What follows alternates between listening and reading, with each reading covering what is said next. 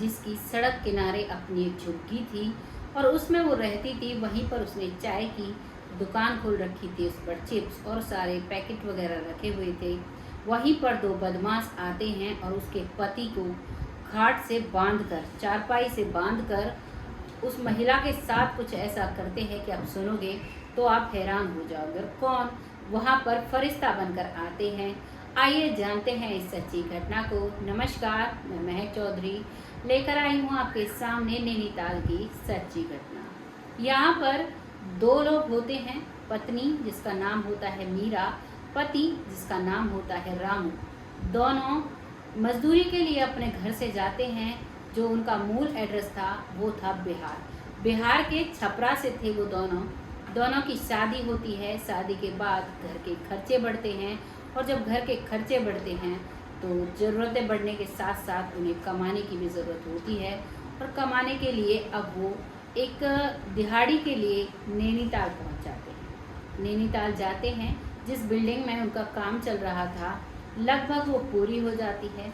काफ़ी दिनों वहाँ रहते हैं, वहाँ पर लेबर के काम के लिए वो जाते हैं। बहुत अच्छे से ईमानदारी से अपना काम करते हैं, लेकिन कहते हैं काम जब पूरा हो जाता है तो कोई याद नहीं रखता किसने काम किया था, कौन लेबर थी, क्या थी। वहाँ पर जब कंस्ट्रक्शन का काम पूरा हो जाता है अब उन्हें गुजर बसर करने के लिए ज़रूरत होती है काम की, और सभी जगह ढूंढने के बाद भी उन्हें काम नहीं मिलता है।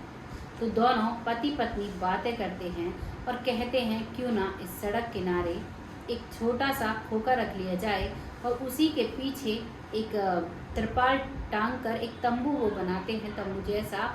उसमें वो पति पत्नी अपने खाने पीने का थोड़ा बहुत सामान, जो कपड़े थे उनके साथ जो सामान था उसे रखते हैं। और रखने के बाद वहीं पर कुछ कुरकुरे, नमकीन और एक चाय का स्टोव रखकर वहीं पर अपना काम शुरू कर देते हैं।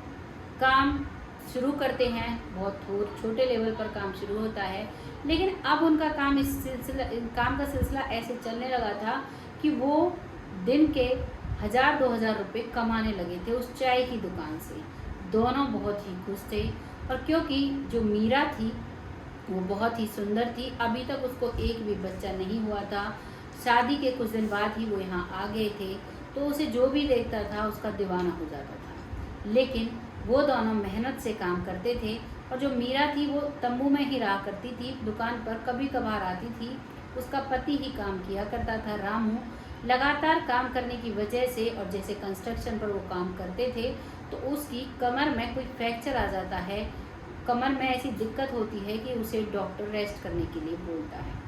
जब डॉक्टर ने रेस्ट करने के लिए बोला, अब मीरा कहती है कि आप रेस्ट करिए, दुकान में संभालूंगी। और अब मीरा चाय बनाकर लोगों को पिलाने लगती है।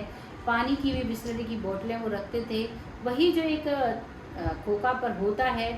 और वहीं पर बहुत से लोग आते हैं, तभी वहाँ पर दो लोग ऐसे आते हैं जो शराब के आदी होते हैं। वो वहाँ से आकर पानी मांगते हैं और गिलास मांगते हैं शराब के लिए, तो मीरा साफ मना कर देती है। मीरा कहती है कि भैया यहाँ पर आप शराब नहीं पियोगे, और ना ही यहाँ पर शराब के लिए कोई कुरकुरे वगैरह हैं, ना ही कोई दाल सेब की पैकेट है, यहाँ से मैं आपको नहीं लूँगी।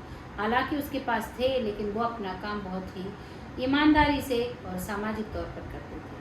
जैसे ही उन दोनों जो दबंग टाइप के शराबी लोग थे उनसे मना किया गया, तो उनके अहंकार को आहत होती है, और वो मीरा की तरफ इस तरीके से देखते हैं कि मानो अभी मीरा के साथ न जाने क्या कर देंगे। तभी उनमें से एक कहता है कि भाई क्यों लड़की के मुंह लग रहा है, चलो यहाँ से चलते हैं, इसे बाद में देखेंगे। और उस समय उसे धमकी देकर वो वहाँ से चले जाते हैं। जाने के बाद वो अपना फिर से वही काम करने लगती है। 2 दिन बाद वो फिर से वापस आते हैं, और आने के बाद फिर से उनसे गिलास मांगते हैं। तभी मीरा कहती है कि मैंने आपको पहले भी बताया था, हम यहाँ पर दारू पीने के लिए कुछ भी नहीं देते, शराब यहाँ पीना अलाउ नहीं है, आप यहाँ से चले जाओ, नहीं तो मैं पुलिस को बुलाऊंगी। जैसे ही वो पुलिस की धमकी देते हैं तो उनमें से एक व्यक्ति बोलता है कि हम तो शराब से आपसे गिलास मांग रहे थे, और हम कहीं दूर जाकर पी लेते, यहाँ नहीं पीते, लेकिन आप में तो घमंड इतना है कि उससे वो उल्टा सीधा बोलने लगते हैं। और अब उन्हें बस उससे बहस ही कर रहे थे, और बार बार उसके पति की तरफ देख रहे थे कि कैसे भी करके इसका पति कहीं जाता है, फिर हम अपने मंसूबों को कामयाब करेंगे। लेकिन वो लेटा रहता है और वो पूछता है कि मीरा क्या हुआ। तभी वो कहती है कि आपको तो मैंने अभी दवाई दी है, आप आराम से लेटे रहिए, मैं खुद से देख लूँगी।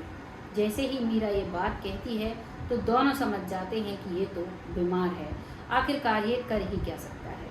और अब दोनों अंदर चले जाते हैं और जाने के बाद सबसे पहले मीरा के पति रामू को खाट से बांध देते हैं, चारपाई से उसके चारों हाथ पैरों को बांध देते हैं और फिर मीरा को घसीटते हुए अंदर लेकर जाते हैं और वहाँ पर जाकर अब उसके साथ ज़बरदस्ती करने लगते हैं। उसका पति देख रहा था, चीख रहा था, चिल्ला रहा था, लेकिन उसके मुंह में कपड़ा ठूस दिया गया, साथ ही साथ मीरा के भी मुंह में कपड़ा ठूस दिया और अब उसके साथ वो बहुत ही दरिद्रता करने लगते हैं। तभी कहते हैं मारने वाले से बचाने वाला भगवान बड़ा होता है। वहीं पर एक स्कॉर्पियो गाड़ी आकर रुकती है जिसमें से 4 लड़के निकलते हैं। क्योंकि वो काफ़ी लंबे रूट से आ रहे थे तो उनको बिस्लरी की एक बोतल लेनी थी और उन सभी को चाय भी पीनी थी।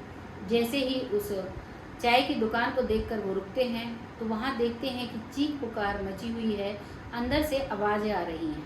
तो उनमें से 2 लड़के अंदर जाकर देखते हैं और जब रामू को बंधा हुआ पाते हैं तो वो समझ जाते हैं। एक पहले मीरा से उस दूसरे व्यक्ति को हटाता है, दूसरा रामू को खोलता है और उनको पीटता है और इतना पीटता है कि वो वहीं पर बेहोश हो जाते हैं। क्योंकि दोनों अच्छे खासे थे, तगड़े अच्छे परिवार से थे।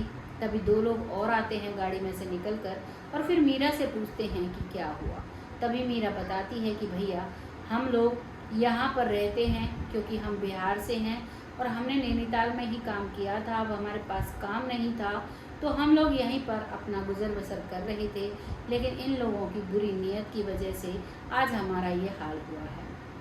चारों लोग समझ जाते हैं और चारों कहते हैं कि तुम अभी यहाँ से चले जाओ, नहीं तो वो लोग फिर से आएंगे और फिर से तुम्हें परेशान करेंगे।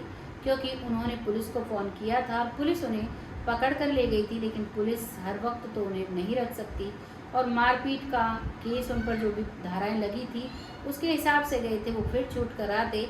इसी डर से वो चारों लोग कहते हैं कि बहन तुम हमारे धर्म की बहन हो, हमने तुम्हें बहन माना है, तुम अपने गांव वापस चली जाओ।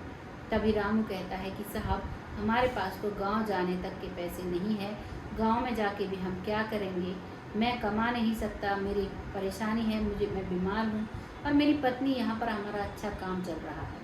तभी वो चारों लोग एक चेक बुक निकालते हैं और उस पर 25-25 हज़ार कर 1 लाख रुपए का चेक देकर उनसे कहते हैं इससे यही काम तुम अपने गांव में कर लो, तुम्हारा बहुत ही अच्छा चलेगा, लेकिन वहाँ पर कम से कम तुम्हारे अपने तो होंगे, ऐसे कोई भी राह चलता आपके साथ ऐसे बदसलूकी नहीं करेगा। इस बात को दोनों समझते हैं, दोनों हाथ जोड़कर खड़े हो जाते हैं कि आप लोग हमारे जीवन में फरिश्ते बनकर आए हैं। तभी वो उनका नंबर भी लेते हैं और वो कहते हैं भविष्य में अगर कभी भी ज़रूरत पड़े तो हमें एक फ़ोन कर देना। और वह वहाँ से चले जाते हैं, जाकर अपने गांव में ऐसी ही एक दुकान खोलते हैं और मीरा वहाँ पर काम करती है। अच्छा गुजर बसर वहाँ पर होने लगता है कुछ ही दिनों में और बहुत ही खुशहाली से वो रहने लगते हैं। और जो वो 4 लोग उनके पास उनकी मदद के लिए आए थे उनसे भी वो लगातार टच में रहते हैं और बहुत खुशी खुशी उनका जीवन व्यतीत होता है। आज की सच्ची घटना आप सबके सामने लाने का बस यही मकसद था मेरा कि कहीं भी अगर भगवान आपकी मदद करना चाहता है तो किसी ना किसी को फरिश्ते के रूप में आपके पास भेज ही देता है। बस अपने धर्म पर और मर्यादा पर आपको चलना है।